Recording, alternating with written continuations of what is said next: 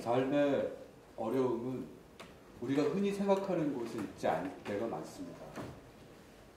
저는 1급 시각장애인입니다. 사람들은 상상합니다.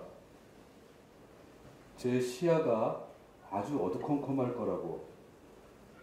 그렇지만 저는 사실 제 눈앞이 너무 환해서 그래서 괴로울 때가 많습니다.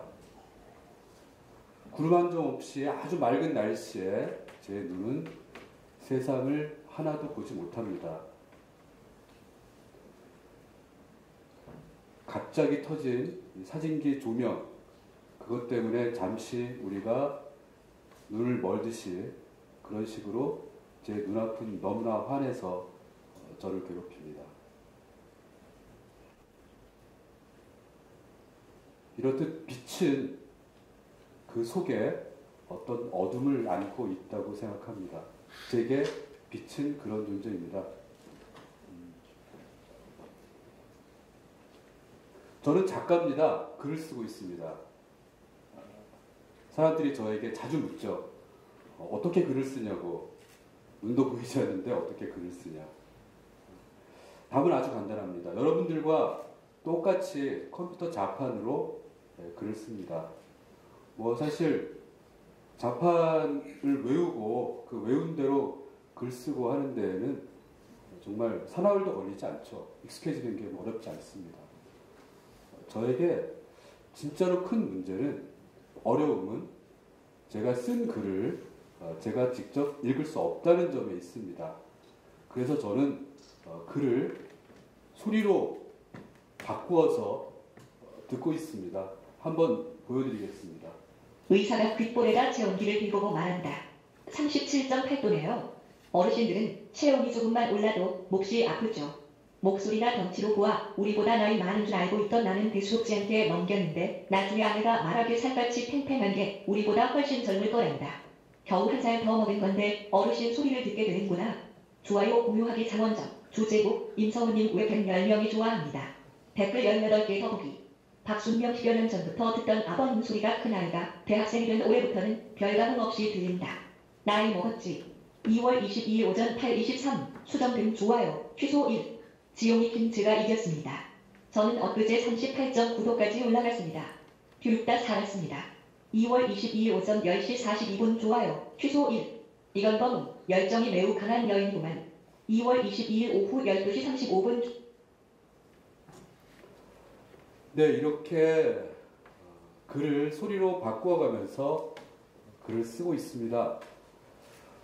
누구나 남의 아픔을 자기의 것처럼 받아들이기는 쉽지 않습니다. 제 아내의 이야기인데요. 정말 저를 잘 알고 있을 그런 사람이지만 그래도 제가 어떤 때 힘이 든지 잘 모르는 경우가 많습니다. 얼마 전에 경상도 사람들로 아주 가득 차고 붐볐던 어떤 식당에 갔다가 나오면서 제가 아내에게 짜증을 좀 낸 적이 있습니다. 계단에서 혼자 내려가 버린 거죠. 저는 그래서 발로 이렇게 짚어가면서 그 계단을 내려왔습니다. 뒤늦게 달려와서 저를 부축하던 아내와 이야기를 좀 나누다가 또 그렇게 걸어가다가 자동차 후진하지 못하도록 나지막히 세워놓은 그 방지턱에 걸리는 바람에 이야기에 열중해 있다가 거기에 걸리는 바람에 정말 넘어질 뻔했죠. 그때는. 사실 올라가는 계단은 비교적 그 계단 윗계단이 보여주는 만들어내는 어떤 그림자가 있습니다. 저는 아직까지 희미하게나마 그런 것을 볼 수 있기 때문에 그래도 오르막 계단은 제 나름대로 분간을 할 수 있습니다. 그렇지만 내려가는 계단이야말로 저에게는 치명적이죠. 거기서 굴러떨어지면 정말 끝도 없을 텐데 구분할 수가 없습니다. 그런데 사람들은 대부분 저에게 계단을 올라갈 때 저를 안내해주고 도와주려고 늘 생각을 합니다. 왜 그럴까요? 대부분 계단 올라가는 게 힘이 들기 때문에 그랬을 겁니다. 그리고 혹시 그것을 보지 못하고 부딪혀서 넘어지면 어떡하나? 이런 생각을 했을 수 있습니다. 그렇지만 정작 제가 힘들어하는 내리막의 계단, 여기에서 사람들은 저의 어려움을 잘 눈치채지 못하는 경우가 많습니다. 그런 이야기를 새삼스럽게 잘 알고 있었을 아내와 그런 이야기를 또 계속 나누고 있는데 갑자기 아내가 큰 소리로 외친 거죠. 특! 무슨 뜻인지 저도 몰랐습니다. 제 아내는 경상도 사람입니다. 다급할 때는 바로 사투리 억양이 튀어나오기 때문에 의와 어 구분이 잘 안 되는 그런 특성이 있습니다. 네, 덕분에 제가 또다시 한번 그 방지턱에 부딪힐 뻔한 이거를 겨우 피해가는 그런 일이 있었습니다. 턱과 턱이 아직 구분이 안 되는 그런 사람입니다. 얼마 전에는 배를 가지고 즙을 해 먹어야 되는데 접이라고 하더라고요. 자, 제 아내도 그럴진데 뭐 얼마나 그런 일이 많겠습니까? 저는 복지가 사람에게 어떤 풍요로운 삶을 우리의 손에 그것을 그냥 쥐어준다고 생각하지는 않습니다. 복지는 좀 어려운 사람들이 자기 어려운 처지에서 조금 더 나은 삶으로 한 걸음 더 나아갈 수 있게 그렇게 용기를 주는 것 아닌가.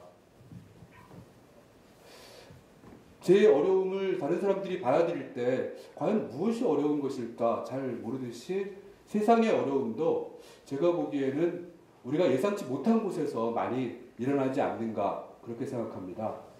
사실 이 세상은 우리가 먹고 살기 힘들어서 그리고 돈이 없어서 그래서 지옥 같은 경우 사실 그보다 어쩌면 우리가 돈이 없다는 이유로 사람답게 해야 할 말을 하지 못하게 만들기 때문에 그리고 비굴하게 살도록 강요하기 때문에 더 지옥일 수 있다고 생각합니다. 저는 그것을 복지가 조금은 해결해 줄 수 있다고 봅니다. 지금부터 벌써 몇 년 전이 제 숫자 계산은 안 되지만 1994년 제가 31살이던 시절부터 저는 정보통신 분야의 사업을 일궜고 그것을 한때는 꽤 크게 일군 적이 있습니다. 직원 120명과 함께 정말 멋진 회사를 만들겠다고 다들 힘차게 그리고 즐겁게 재밌게 일했던 그런 기억이 있습니다. 그러다가 세상에 정말 요동치는 어떤 그런 경랑, 벤처 열풍에 발을 잘못 디디는 바람에 아주 큰 손실을 입고 일격을 맞게 되었죠. 2002년도 일입니다. 2002년 그 한 해 동안 저는 30억 원, 저희 회사 30억 원의 손실을 입고 그 뒤로 3년 동안 정말 죽을 힘을 다해서 애를 썼어도 그 손실로부터 또 그것으로 인해 일어난 어떤 빚으로부터 헤어날 수가 없었습니다. 2005년에 제가 1급 시각장애인이 되었습니다.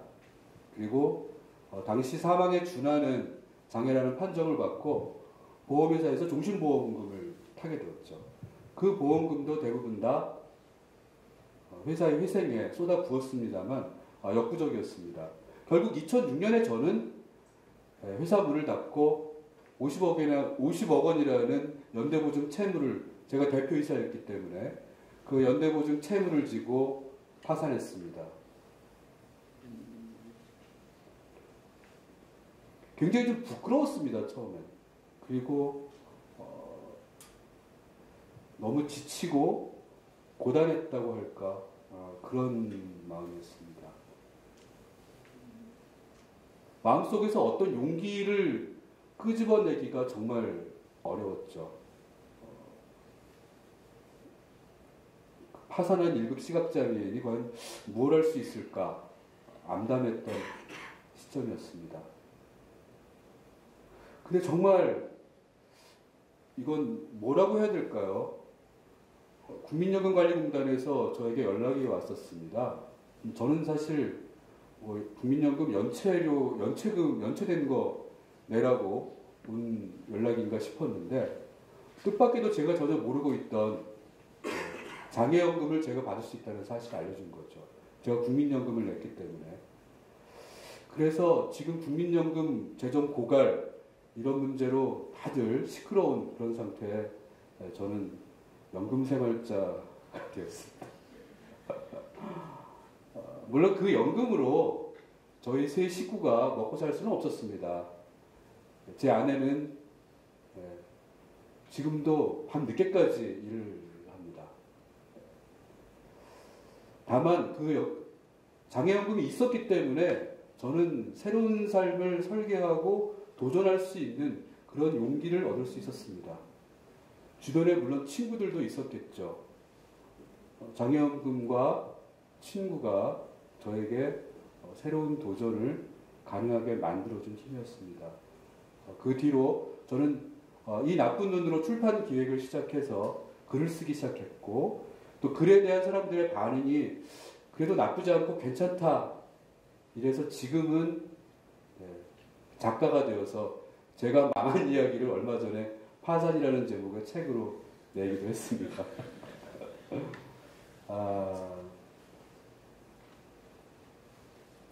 사실 돈 안 됩니다. 책 팔아서 돈 번다 쉽지 않은 일이지만 저는 제 일이 너무 좋습니다. 즐겁고 늘 그 꿈을 제가 갖고 있고 또 제 글을 읽은 사람들로부터 돌아오는 너무나 다양한 반응, 정말 황홀함을 맛보는 정도죠. 저는 복지가 우리 삶의 모든 것을 책임져 준다고 생각하지는 않습니다. 다만 우리가 어떤 절벽에 그 밑바닥으로 떨어지지 않게끔 그런 안전 그물을 만들어줄 수 있다면 우리는 정말 창의적인 그런 도전을 얼마든지 나이에 구애받지 않고 자기의 학력이나 이런 것에 구애받지 않고 정말 그런 도전을 저는 할 수 있을 거라고 생각합니다.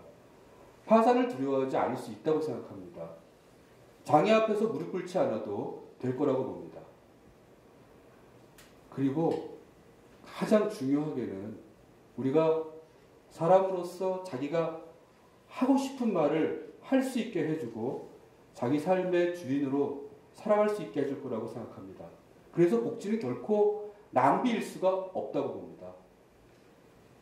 저에게 빛은 정말 어떤 어둠을 안고 있는 거지만 우리 어두운 사회의 복지는 그 어둠을 몰아내는 빛이라고 생각합니다. 고맙습니다.